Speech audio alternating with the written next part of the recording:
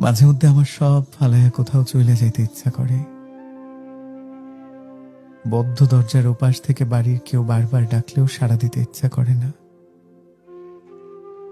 আকাশ দেখতে ভালো লাগে না, দিনের আলোতে বিরক্তি লাগে। কাঁদতে গেলেও মনে হয় ভীষণ ক্লান্ত লাগছে, আজ কাঁদতে পারবো না। আশেপাশে কাউকে হই হুল্লোড় করতে দেখলে রাগে রক্ত জবার মতো লাল হয়ে ওঠে চোখ। নিজেকেও নিজের কাছে ভালো লাগে না তখন। এমন সময়গুলোতে আমার সব ছেড়ে ছুড়ে কোথাও চলে যেতে ইচ্ছে করে।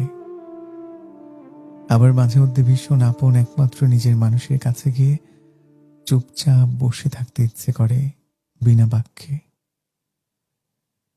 সময় কিংবা পরিস্থিতির দায়ে যদি কখনো সেই মানুষটাকেও না পাওয়া যায়, তখন মনে হয় নিজের গলাটা নিজে টিপে দেই, দম বন্ধ লাগছে লাগুক। থম মেরে বসে থাকার ঘন্টার পর ঘন্টা পেরিয়ে যাক, তবুও উঠে দাঁড়িয়ে নিজেকে একটু গুছিয়ে নিয়ে স্বাভাবিক হতে কি ভীষণ ক্লান্ত লাগে। এমন ভয়ঙ্কর একলা লাগার ক্ষণে মৃত্যুকে সবচেয়ে বেশি আপন মনে হয় আমার। তারপর নিজেকে গুটিয়ে নিয়ে মনকে বোঝাই, বিষণ্ণতা মারিয়ে তোমাতে বাঁচতে হবে আবার।